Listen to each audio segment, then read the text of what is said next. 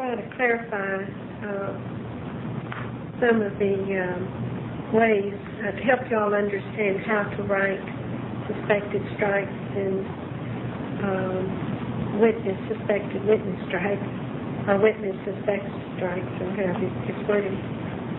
Y'all can straighten that out.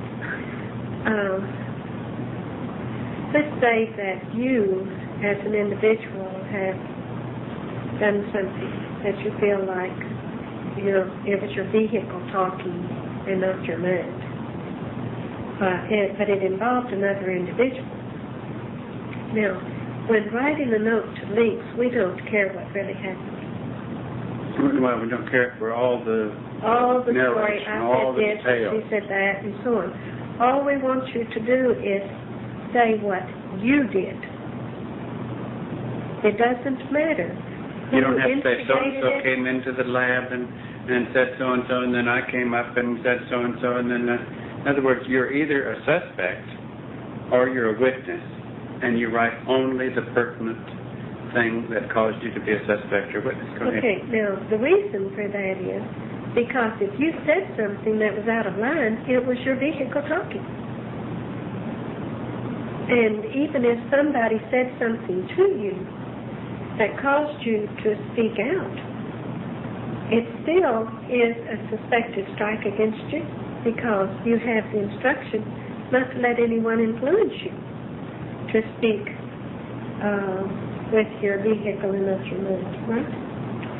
So if you write a note, you don't have to write everything that happened because in a sense it's almost like trying to justify your action. Yes, it's like trying to tell us that you were really provoked, and that's the reason you lost your cool.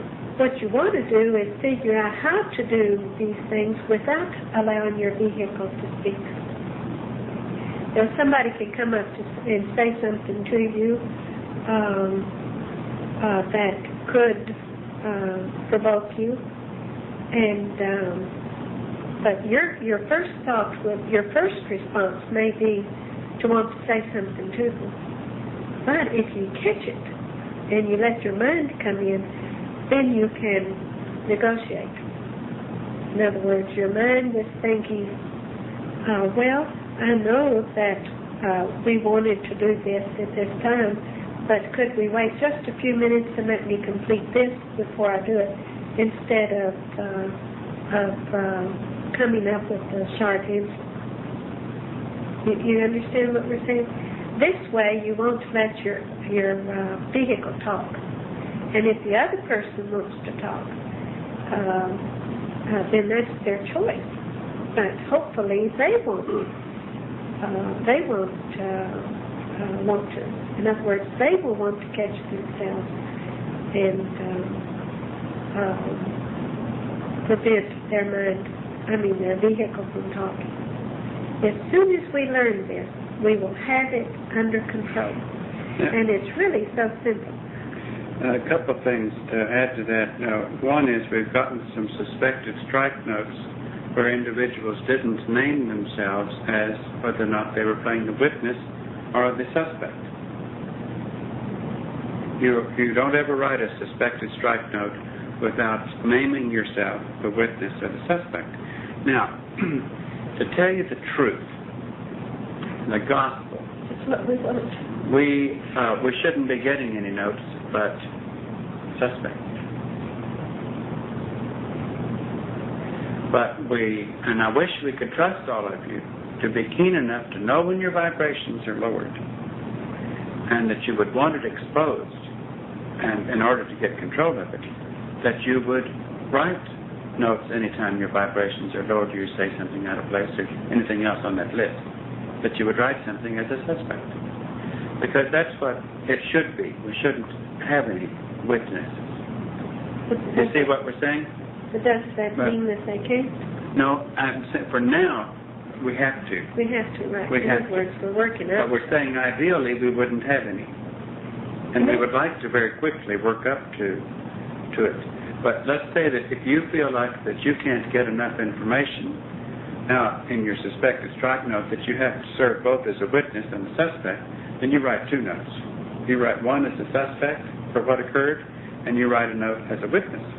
and write only what occurred with you in the position as a suspect, and only what occurred with you and the witness in the position as a And witness. not what word for word what happened. No, In I'm other talking words, about just the pertinence. what I did at a certain, because of a certain circumstance. In other words, if I said something to you, then all that could change the vibration, change your vibration, then I would say, I'm afraid, or not afraid, but I'm saying I was guilty of letting my mind, my brain, my vehicle speak to so-and-so, and I said something that I feel very badly about saying.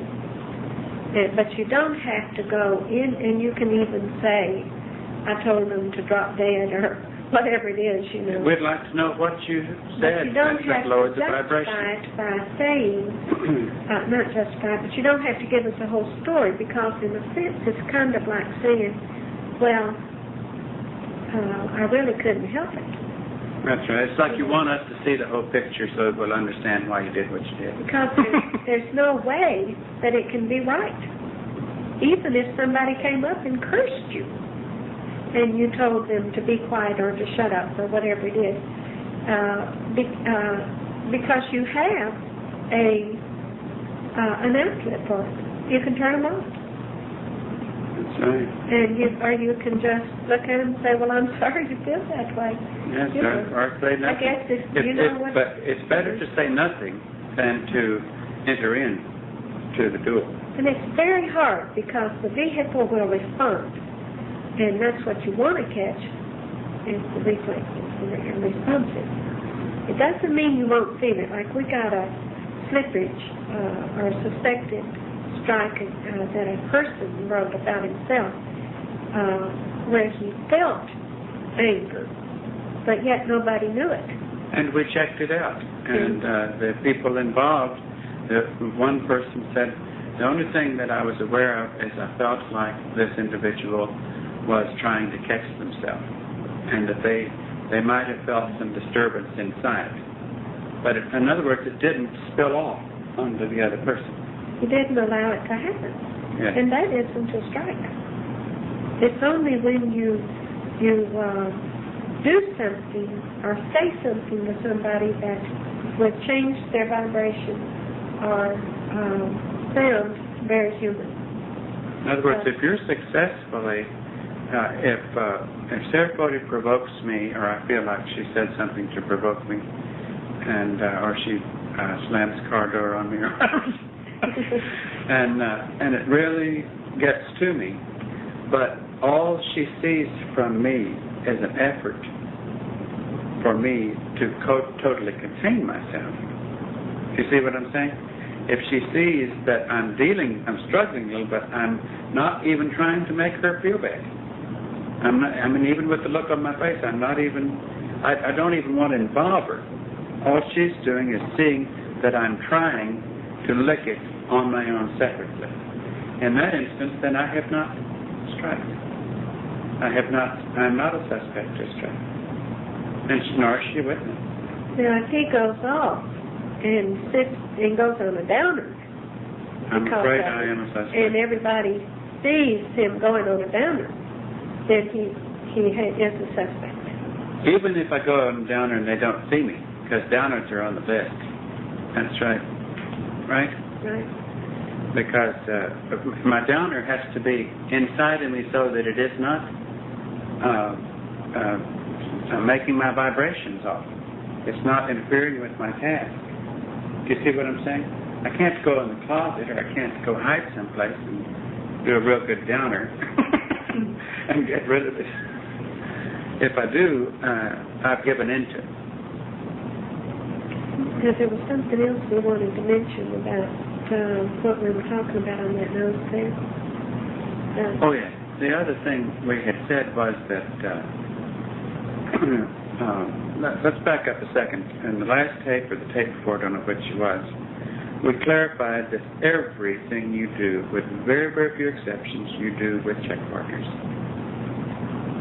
And we also are finding out that there's some things happening in the craft that should not be done without check partners.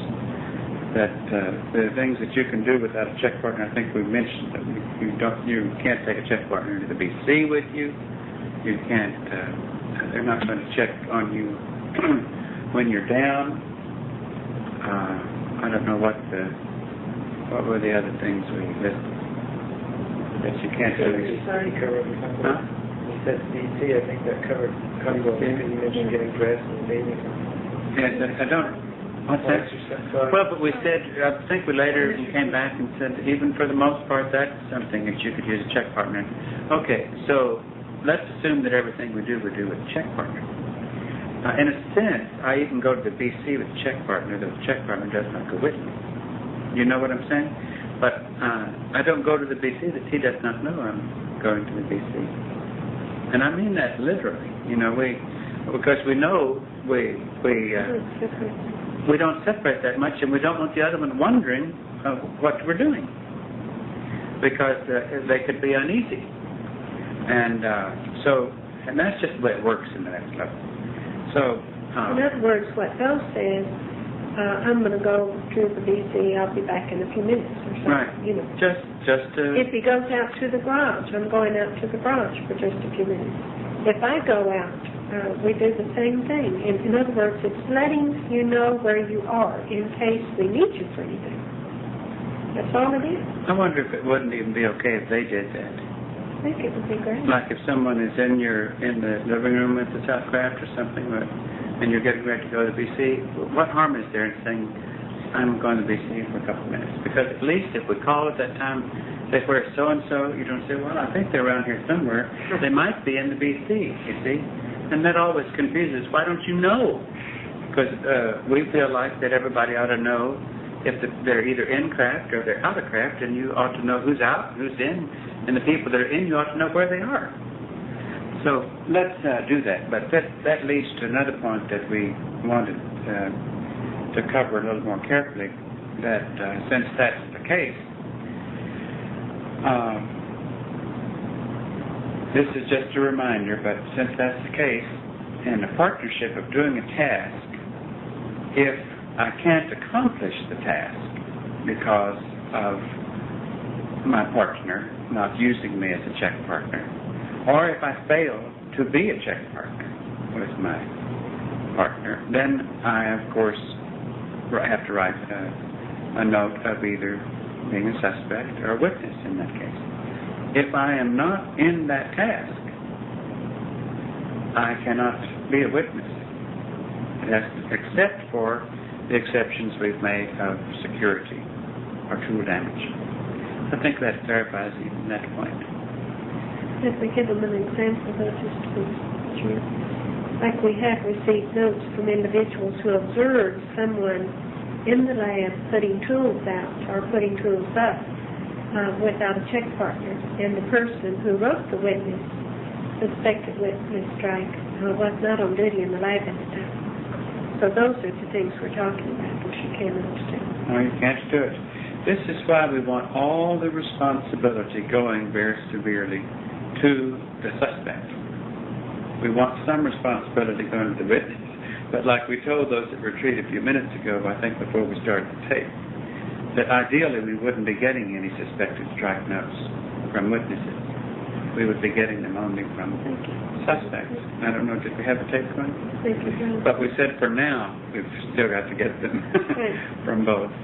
Now, do you want to say anything more on this topic? If you have any questions about it. Recently, we see more and more how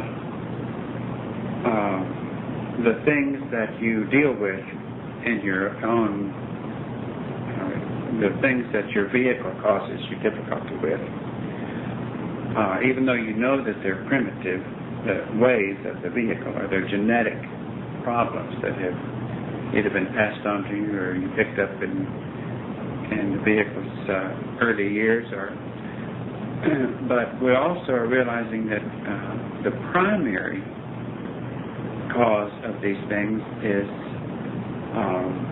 and a term we might use is nutritional. But usually when we say nutritional, usually think of food, right? And so we're not talking entirely of food.